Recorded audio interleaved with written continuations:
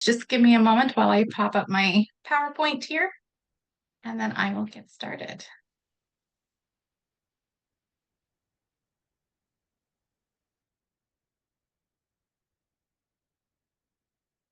It's just being a tad slow. There we go. Can you see the screen, Tracy? Perfect. All right. Just gotta move this out of my way here.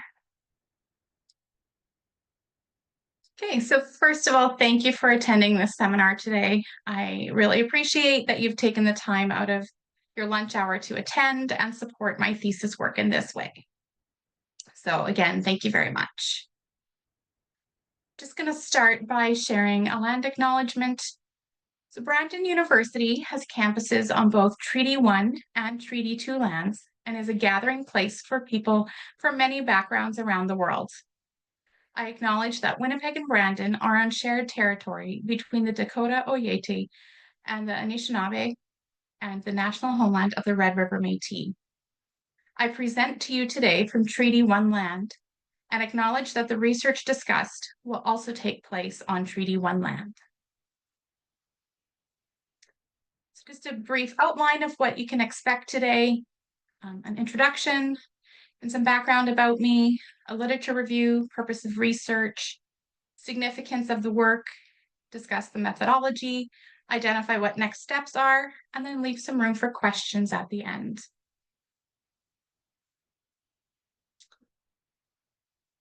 So once again, thank you for being here. As Tracy already said, I graduated as a licensed practical nurse in 2006, and then I spent the next few years working in Winkler, Manitoba. And that is where I developed an interest in mental health. After returning to school and graduating with my Bachelor of Science in Psychiatric Nursing, I developed a deep interest in trauma and abuse and became intent on pursuing this at some point in my career, and that point is now. Having lived and worked in the Winkler area, it became evident to me the lack of awareness and research regarding sexual abuse in the Low German-speaking population, and particularly with the women. So I'm currently working as an instructional associate and taking my master's of psychiatric nursing. And I'm at the point now where I'm starting to work on my thesis. And so this is part of meeting the requirements of one of the courses as I prepare for my thesis. My background is Mennonite, although I do not speak Low German myself. I grew up surrounded by Low German speaking family, and when I married into a Low German speaking family from Winkler. This information is important to disclose as it will shape my research. However, in qualitative research, it is believed that it is best to use one's connection to the area of research as a strength, acknowledging the presence of bias rather than attempting to fully eliminate the bias. The lack of research in Low German-speaking Mennonites has spawned an interest in amplifying the voices of the unheard. Therefore, I am seeking to explore factors that impact the decision to access crisis services or supports and services amongst the Low German-speaking Mennonite women who are survivors of sexual abuse.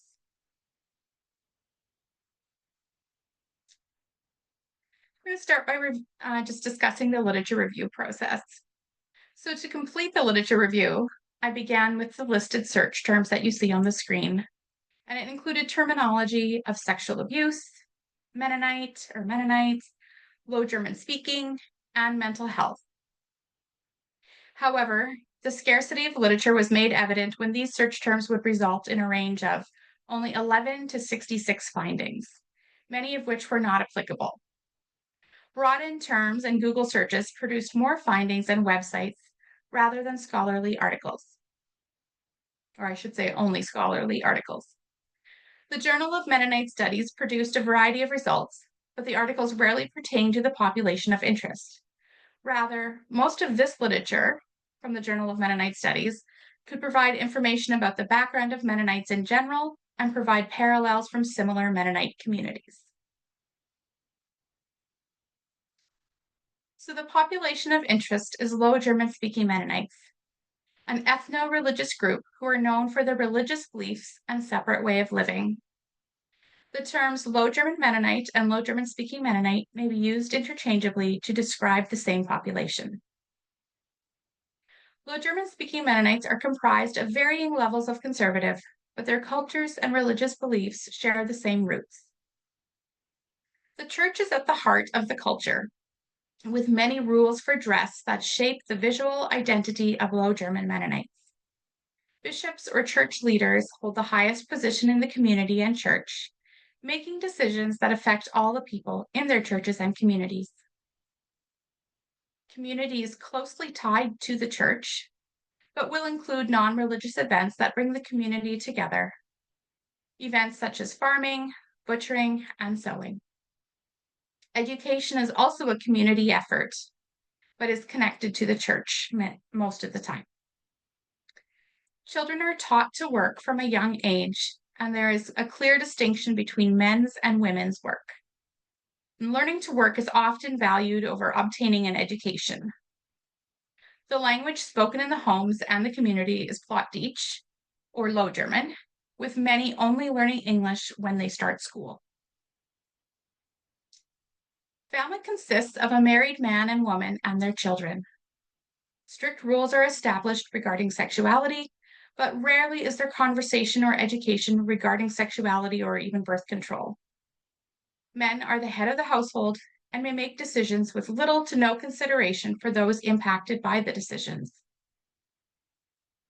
Religious beliefs are rooted in Anabaptist traditions that can be traced back to the Protestant Reformation. Forgiveness, peace, and gender roles are pivotal beliefs in the Anabaptist religiosity, with many of their beliefs focused on living out the Bible literally. Forgiveness is viewed as something that must be extended freely, regardless of the amount of hurt caused by a perpetrator. When forgiveness is requested, it must be granted, and without ever mentioning the transgression again. There is no penance for the perpetrator, and healing for the hurt person is not considered. Peace theology is the hallmark of Anabaptist religion, shaping the migrant nature of Mennonites for centuries.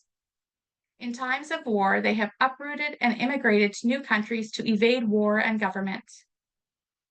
They believe in not fighting back and rather choose to avoid conflict as a way of living peacefully. Gender roles are ascribed from a young age, and women and men learn their roles and tasks associated with these roles early on. Women typically rely on the men to be the providers for the household. The power dynamic is shifted entirely in favor of the male, and many females do not realize that they are in a powerless position. There are unique geographical considerations for Low German Mennonites. Traditionally, they choose to live rurally and remain culturally separated from the world. Low German Mennonites are usually close-knit and know one another well in their communities. They prefer to utilize services from their own community over accessing external services.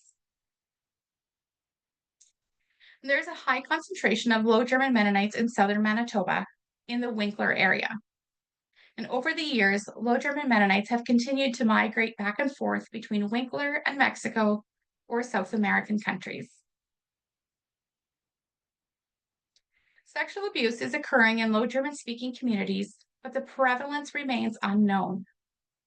The cultural and religious factors, in addition to living rurally, create known barriers to seeking help. Metzger points out in her work that the positions of power for the men in both the home and the church make it difficult for women who have been abused to seek help, because the very people who should help them are the abusers.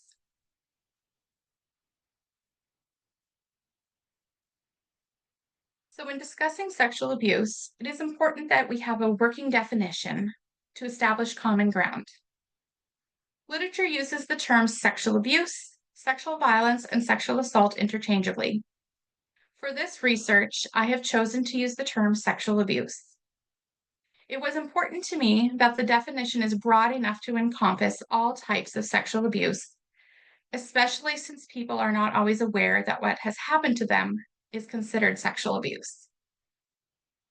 Dyck et al. Provide an excellent definition of sexual abuse that I am adopting for the purposes of my research. Sexual abuse is broadly defined as the following by Dyck et al. It is sexual contact, which includes sex play arising from menacing verbal pressure, misuse of authority, threats of harm, or actual physical force. It can be sexual coercion, which includes unwanted sexual intercourse arising from the use of menacing verbal pressure or the misuse of authority. It can include attempted rape, which includes attempted unwanted sexual intercourse arising from the use of threats of force or the use of drugs or alcohol. And it also can include rape, which includes unwanted sexual intercourse arising from the use of or threats of force and other unwanted sex acts arising from the use of or threat of force or the use of drugs or alcohol. So all of those actions fall within the term of sexual abuse. Sexual abuse is unfortunately a growing crime in Canada. It is estimated that 83% of sexual assaults go unreported. This staggering statistic highlights the presence of barriers for survivors around feeling like they can safely disclose sexual abuse. Some of the barriers that have been identified include survivors feeling like they will not be believed when they disclose, feelings of shame and embarrassment, and a lack of confidence in the police and justice system. Sexual abuse is not limited to an age or specific group, although it is more typically experienced by females. Additionally, recent data shows that sexual crimes are higher in rural Canada, with rural Manitoba having the highest rate of sexual assault of all the provinces.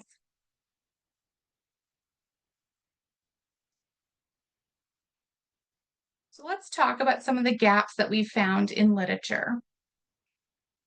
So current literature identifies various areas of significance while also highlighting gaps.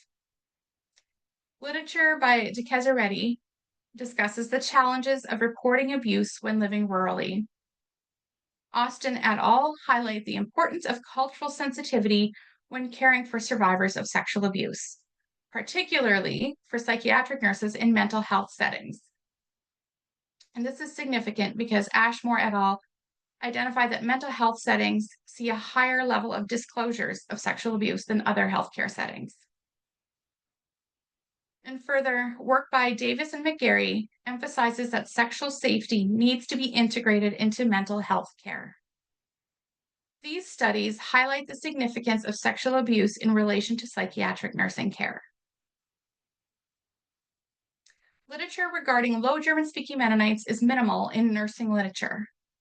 However, nurse researcher Judith Kulig out of Alberta, and she is now retired, conducted many different studies in the Low German Mennonite population, and she's even done some out of Winkler. So for those of you from the Winkler area, you may have heard her name in that context.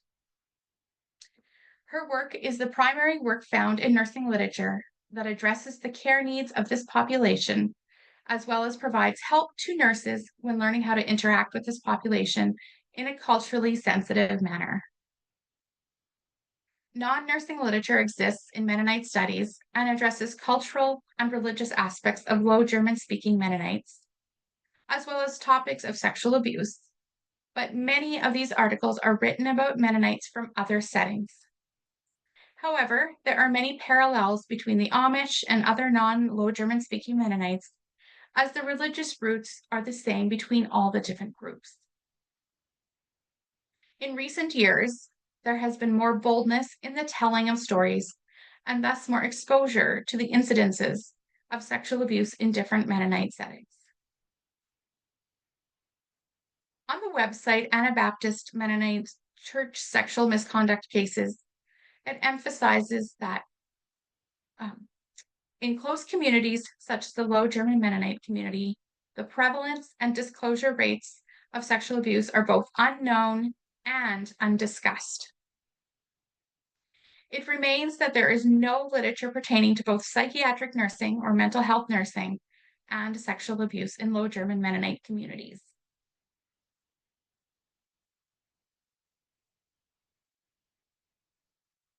So this brings us to our identified problem.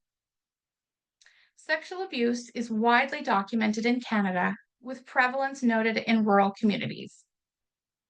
However, there is much that remains unknown regarding the incidents and experiences of women from Low German speaking Mennonite communities who are also survivors of sexual abuse. There is an absence of nursing literature that addresses sexual abuse in this culture. The paucity of nursing literature pertaining to sexual abuse and Low German speaking Mennonites and the need for culturally aware care in mental health emphasize the need for research in this regard. Furthermore, women in the Low German Mennonite culture and community typically do not have much of a voice and are tightly connected to their religious values, which encompass beliefs about gender, forgiveness, and government, including avoiding law enforcement. Therefore, this research intends to give these women a voice. So the purpose of my research, while it is still a work in progress and may continue to be refined throughout the process, it currently stands as this statement. It is to explore factors that impact the decision to access crisis supports and services amongst Low German speaking Mennonite women who are survivors of sexual abuse.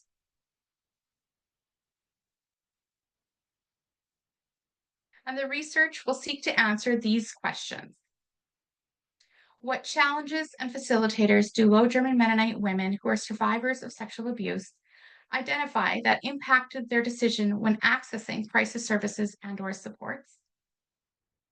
What factors contributed to the timing of when Low German Mennonite women who are survivors of sexual abuse accessed crisis services and/or supports? And finally, what are current and ongoing factors that impact their ability to remain connected to crisis services and supports after initial contact? So, why is this research needed? This research is needed to inform psychiatric nursing practice. It will enable providers to be culturally aware when providing care to this population. Additionally, it will promote sensitivity to survivors of sexual abuse and disclosures of sexual abuse in mental health settings. This is significant as the Low German Mennonite culture does not typically discuss topics of sexual nature. Furthermore, often the women do not realize that what has been occurring is sexual abuse and do not have the language to identify it. The research will also contribute to the body of literature and inform the development of new services and enhance current supports and services.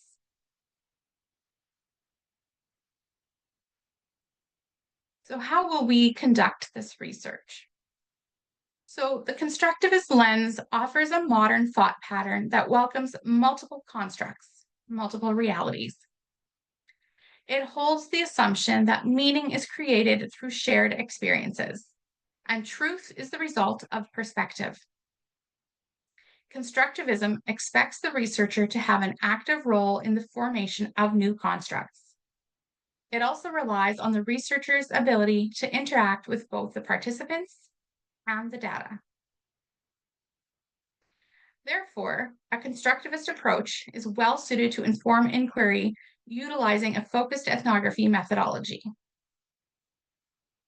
Focused ethnography is a qualitative research method that is rooted in anthropologic ethnography. Ethnography is an ancient methodology that involves immersion into a culture to study it. Ethnography seeks to describe and make meaning out of the culture and people's actions. Focused ethnography is a type of ethnographic study that examines smaller populations and is less time-consuming than traditional ethnographic research. Focused ethnography is gaining popularity in the world of health studies due to its ability to be focused, time-limited, and its applicability to a small population or a population within a culture. Because this study examines a small population as well as seeks to understand culture, one can conclude that focused ethnography is a suitable method for conducting this research. Furthermore, the research intends to inform psychiatric nursing regarding providing culturally aware care. So, the population of interest is Low German speaking Mennonite women from Winkler, Manitoba, and the surrounding area who have utilized crisis services and/or supports in the past or are currently using these services and/or supports. And they need to be a minimum of 18 years old based on the criteria for accessing these crisis services. The incidence of sexual abuse is not time limited and may have occurred at any point in the woman's life.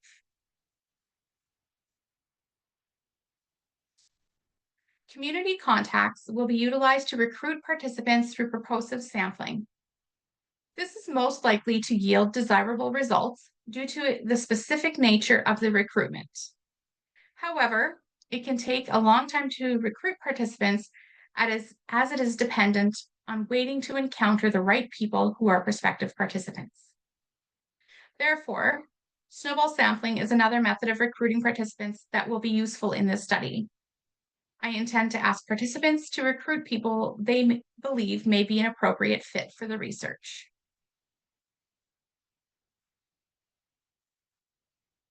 So, semi-structured interviews will be the main method of collecting data from the participants. Through the use of open-ended questions and appropriate prompts, rich data will be gathered. It is hoped that participants will permit the audio or video recording of the interviews to aid in the accuracy of data collection as well as increase accuracy of the transcription process. Field notes and observations will also be utilized to gather data. Interviews will be conducted in either English or Low German, whichever is the preference of the participant. A translator will be required for interviews that occur in Low German, since I do not speak the language myself. When cross-language research is conducted, there are particular challenges that do not exist otherwise. It can be difficult to adequately capture the nuances of language and meaning when translation occurs. Therefore, it is important to have a translator who is familiar with the appropriate language for the topic in both languages. Furthermore, it is often the translator who builds the rapport with the participants. So it is important that the translator is someone who the participants can trust. Interviews with translators take up to twice as long as same language interviews and require extensive patience on the part of the researcher. This is especially true because the researcher becomes a third party in the researcher-participant dynamic due to the need for the translator to conduct the interview and to do most of the speaking, and as well, they build that rapport. It is important that the translator is competent in both the languages and the culture to minimize misunderstandings. Additionally, training needs to be provided to the translator to equip them in conducting research. Current literature suggests that including the translator as the researcher, rather than trying to neutralize the role of the translator, is the most transparent way to conduct research that necessitates a translator. This contributes to ensuring data validity and quality. The challenges of maintaining data quality, ensuring nuances are captured, and the patience required by the researcher when using an interpreter should not prevent cross-language research. Minority voices need to be amplified, and research that takes the time to cross language lines will benefit these otherwise under-researched populations.